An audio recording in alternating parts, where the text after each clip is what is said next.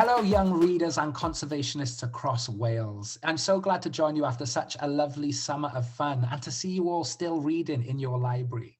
I am Alex Wharton, author of Daydreams and Jelly Beans, and I'm delighted to be here with three of my fellow writers to take your questions. And thank you so much for sending these questions in. They are absolutely fantastic.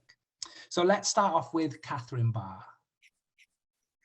Hi, I'm Catherine. I write all kinds of non-fiction books about nature and the environment, and I share stories about the books in the pack today are about water, fresh water, and about climate change, and about invisible nature, all the kinds of senses of animals use that we don't. So I'm interested in sharing stories about the environment and giving you ideas about how you can care for our planet.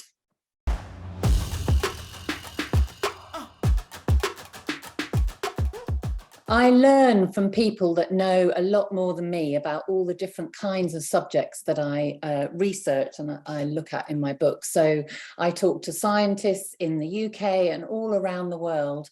I'm in different organisations and different charities. So in my book about water, I talk to an organisation called Frank Water who work with people in India about freshwater issues, and I learned a lot from them.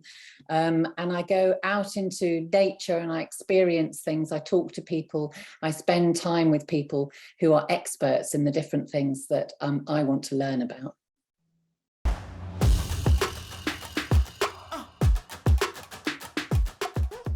That's a question that lots and lots of children ask me. The thing I like about picture books is I write with a team of people. So there's all kinds of people that work together to make a picture book. So the whole thing takes about 2 years. But I write with illustrators and I work with the editors and publishers, and together we spend different amounts of time. And I probably spend about 6 months writing books, depending on how long they are. But it takes a long time, really. But it's a nice process working together as a team.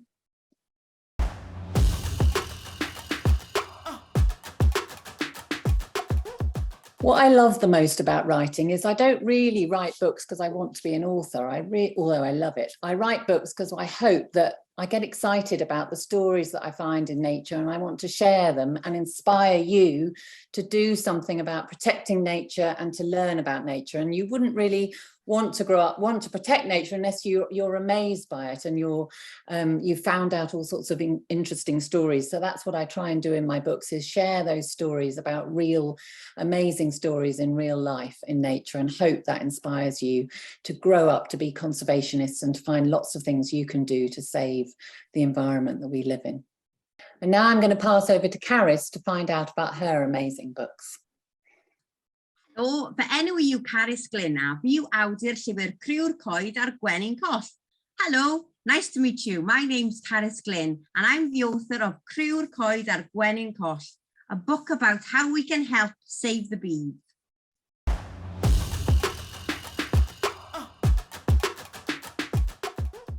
During COVID, I used to enjoy going for walks, and I noticed there were signs of bees on roundabouts.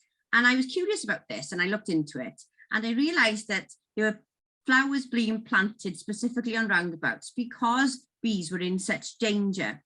And I got to wondering what I could do as an author and what I could write about to inspire children to help bees, and giving you something that you can do in an everyday situation to help bees come back to your back garden.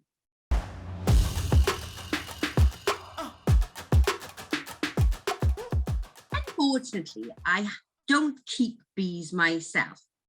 And I thought bees were only important for honey. But doing the research for my book, I discovered how very important bees are in lots of different aspects of our lives. But the most important one was food. I didn't realize that without bees pollinating flowers, we wouldn't have apples, we wouldn't have strawberries, raspberries, courgettes, peas. There are so many vegetables and fruits that we take for granted that will disappear if the bees disappear. And in my book, I know that lots of you are perhaps a little bit scared of bees. So one of my characters is scared of bees until they realize how important bees are, and that if there was no bees, they wouldn't be able to have their apples, they wouldn't be able to have the strawberries on their cereal or dipped in chocolate. So bees are really very important. and they are brilliant things. The honey, of course, is a bonus.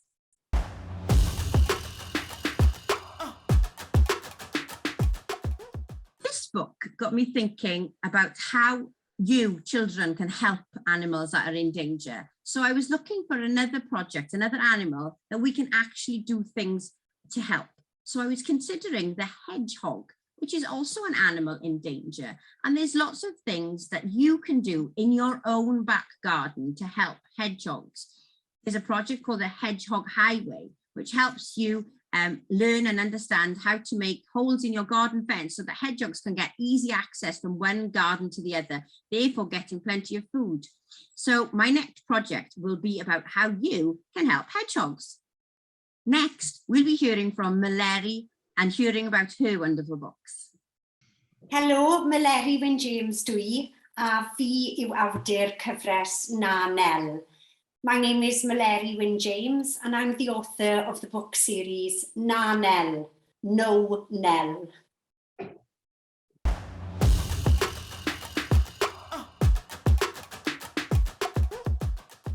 Well, I'm a mum of 2 girls, and I wanted to create a feisty, adventurous young girl, full of imagination and daring, and one who lives in Wales today.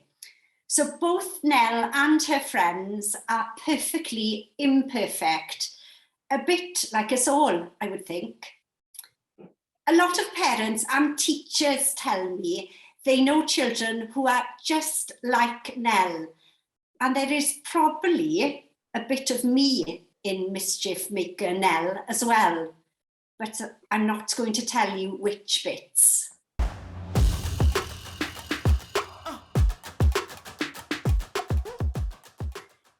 I look around me and listen to my girls and their friends, and I enjoy going to schools and to festivals and talking to children about reading and writing. I love your sense of fun and honesty. And they're important skills for a writer, to be able to listen, to observe, and to learn. And I love the fun part of writing stories where I just let my imagination flow and go for it.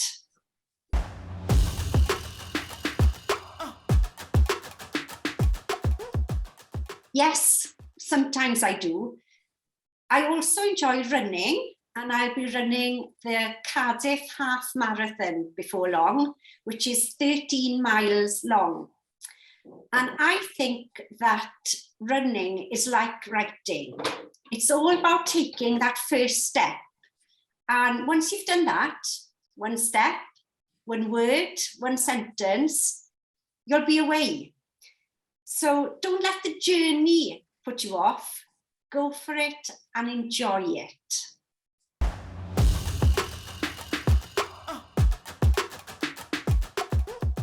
I think it's important for us all.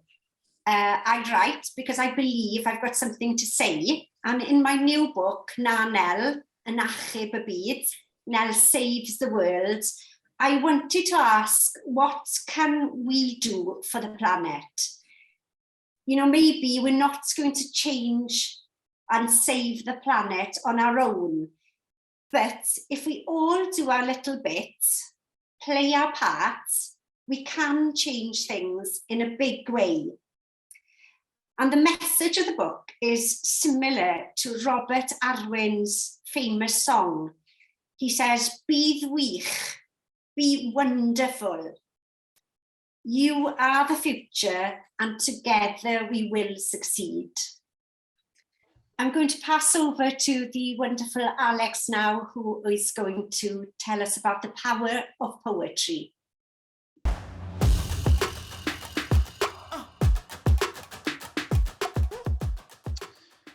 I write about nature to remind us of our relationship with it and to inspire us to protect it.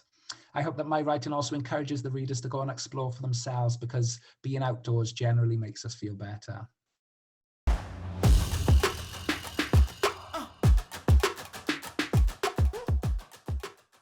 I believe poetry is a really powerful language, and it has the ability to create change through well-composed words and feelings, and through well-performed words as well.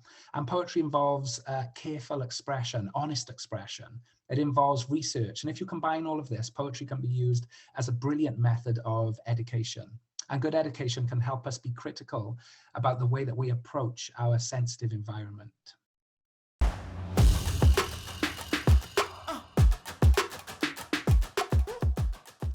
Yeah, sure.